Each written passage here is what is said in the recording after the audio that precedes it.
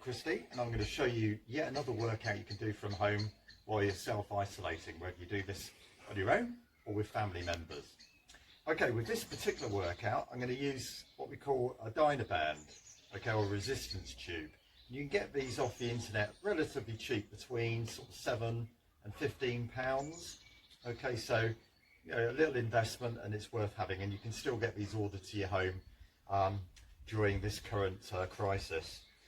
They come in different strengths, so you can get light, medium or stronger resistance. So here's one which is down as a level 5 Reebok band, so that's a tougher one, okay, and you can get different levels from 1 to 5 with that particular product.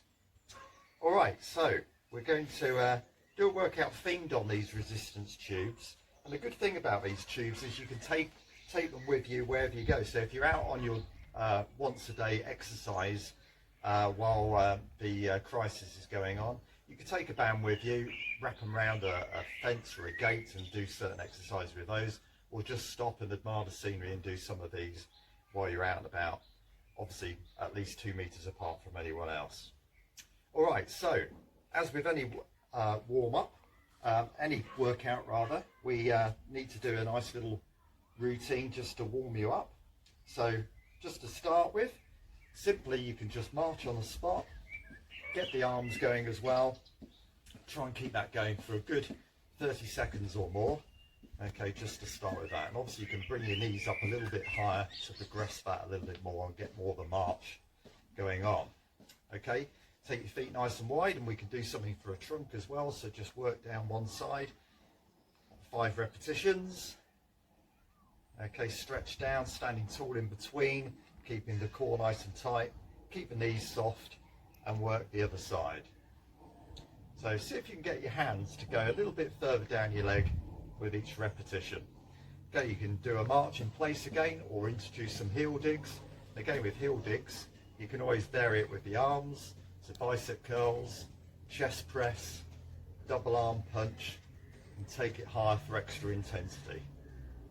Okay, a little march again. Okay, we can bring in some punches just to warm the body up. Okay, get those shoulders really nicely mobilized. Take the arms really high, back in the middle, take them low. And if you're into your boxing, you always add in some hooks. That's always quite nice to do as well, just to mix it up a little bit. Okay, another one for your shoulders. While we're marching, you can be rolling your shoulders back. That's really nice, just to mobilize those joints and take them forwards as well. Okay, how's that? Okay, so lots of different ones you can do there. Big arm circles as well, take your arms up. Okay, reach as high as you can, big circles, or go the other direction. Again, really nice to just loosen up, limber up before you work out. Okay, another one, keep both hands together. Imagine you're stirring a big pot of porridge. Wouldn't mind some of that right now. Okay, big circles with your hands locked together. Okay, and the other way around. So this is a really nice one to warm up the back of the shoulders. There we go. All right, so any form of warm up like that, obviously it depends on the space you've got. If you've got a garden, that's great, you can do a little bit of jogging around even. If you're indoors, you might want to just think about something as simple as what I've just shown you there. Another variation, add in some jacks, and you can bring your arms in front as well, just for variation there. Okay, we're going to start with the workout now. So these particular exercises are going to show, because you're working away from your body, it's always best to use a lighter band for these.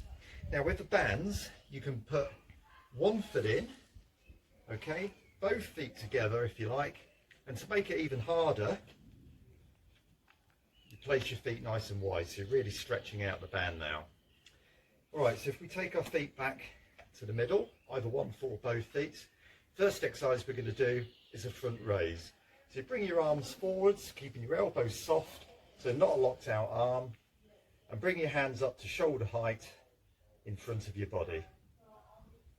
You can do both arms together, that's a lot tougher of course. And ways you can vary this is add a little pause at the top and a slow return down.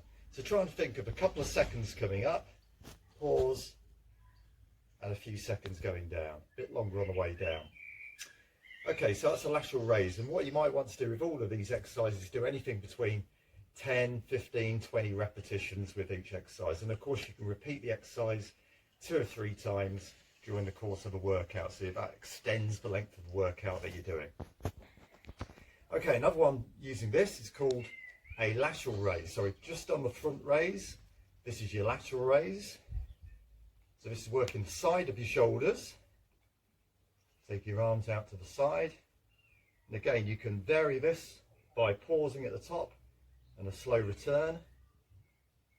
Out, pause, slow return. Okay. Keep breathing all the time, obviously. Don't hold your breath when you're doing these exercises. Typically you're breathing out as you're lifting and you're breathing in on the return phase. Now a combination one, you can do a front and a side at the same time. So you might want to try that. So one arm comes forwards, the other one goes out to the sides. Alright, so those ones, because you're moving away from the body, you want to have a lighter band. And that's true of doing the shoulder press too. So palms facing forwards, and you just stretch tall, hands back to your shoulders, and push high. And again, you could do that slow return to make it a bit harder. That keeps the tension in the muscles just a little bit longer. Slow return down. That makes your workout much more intense. Alright, so that's a lighter band. Okay, and then we can use one which is a lot tougher. Okay, typically you use these when you're doing exercises a little bit closer to your body or which involve bigger muscle groups. Okay, so this one here is a bicep curl exercise. So you have your elbows at your waist and you're going to curl up to your shoulders and a slow return. So keep the elbows in touch with your waist the whole time. So let me just show you that from the side. So elbows touching your waist. Again, you can do the same principles, hold at the top and a slow return on the way down. Hold at the top and a slow return. Alright, I'm just going to move over to the door now. So I'm going to use the bigger band because this involves some of the bigger muscle groups. So basically what you're going to need is something really secure to tie this around. So here I've got the luxury of this really sturdy door frame, door handle that I can tie it onto. So what you're going to do, one exercise for your big muscles of the back, okay, with the hands facing downwards, right? Or you can do it this way with your palms facing inwards. And knees are soft, feet shoulder width apart. Again, you're just going to row in towards your waist. Elbows come level with the waist. Keep breathing all the time as you're pulling towards you. And breathe in on the return. Don't worry if you get your breathing round the wrong way. The main thing is you're breathing and not holding your breath. Okay, so that's that way. We can do it that way. It's a really good one for your back muscles. Now we can switch around. We can do one for the chest. So you take a semi-lunge position and you just push forwards and then back. Push forwards and then back. So this is really working those big muscles in your chest, pectoral muscles. And the key thing here is make sure that you can control the band, because if you're wobbling around and the band's controlling you, then you've got too much weight, okay, too much resistance. So you want to make sure that you're able to control the movements. Again, you can introduce pauses, so pause at the end of the movement and a slow return, or work a bit faster. Different ways you can vary the intensity. Push out, slow return, push out, and a slow return. Now you can buy these bands in sets of 5, and some of them will actually come with a little door stop as well, so you can actually do an exercise where you're doing a tricep pull down. So imagine it's hooked over the door, you're holding your bands there, you bring your elbows down and you push down in that direction. Okay, so like that.